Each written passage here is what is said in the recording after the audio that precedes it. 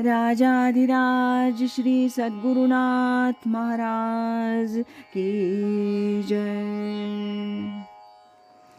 तीर्थस्वरूप परमपूज्य श्री रामराय गोविंद केळकर तथा श्री दासराम महाराज यांच्या वचनांवर आधारित श्री दादांचेच अंतरंग सत्शिष्य ना गोखले यांनी लिहिलेल्या नित्य नवा दिस जागृतीचा या ग्रंथातील आज ऐकूया 7 जुलै या दिवशीचं चिंतन।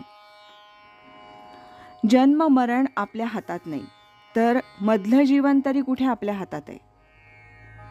मरण कुणाच्या हातात आहे बाबा? तो नेईल तेव्हा जायचं एवढं खरं। मेल्यानंतर पुन्हा कुठे जन्माला यायचं हे मला माहीत आहे का? नाही। तो जन्माला घालील तिथं जायचं वगैरे वगैरे संभाषणं आपण ऐकतो। प्रत्येकजण मृत्यूबद्दल बोलताना असंच म्हणतो, पण ते मनापासून असतंच असं नाही। प्रत्येकालाच मरण यातना रहित पाहिजे असतं। अगोदर अमक्या वेळेला आलं तरी चालेल असं ठासून म्हणणारे किती जण आहेत? मी आत्तासुद्धा जायला तयार आहे ह्या बोलण्यात खरं तथ्य नसतं। याचं कारण म्हणजे ही 2 टोकं आपल्या पूर्ण नियंत्रणाबाहेरची आहेत असं आपण म्हणतो, समजून असतो।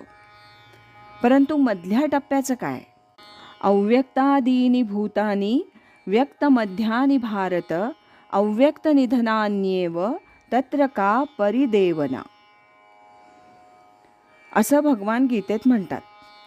जन्म आणि मृत्यू ह्याच्या पलीकडचा प्रदेश अव्यक्त आहे, म्हणजे आपल्या मर्यादित दृष्टीला दिसणारा नाही।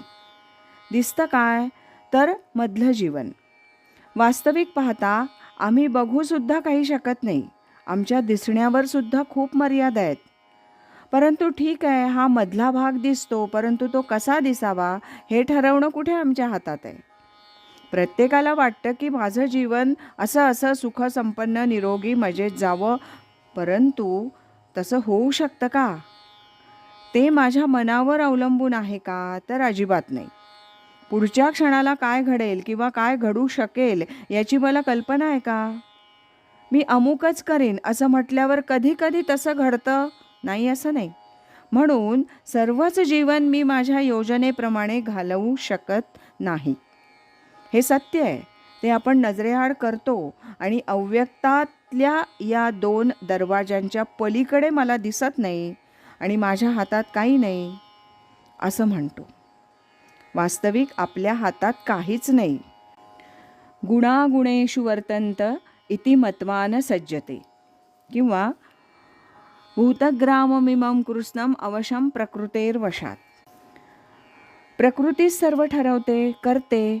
मी करता हे म्हणणं चूक आहे हे लक्षात घेऊन मिळालेल्या व्यक्त जीवनात त्या अव्यक्तातला जो कोणी सर्व शक्तिमान आहे, जो या सर्व विश्वाचा पसारा सांभाळतो, त्याचं ज्ञान करून घेणं हेच आपलं खरं कर्तव्य आहे।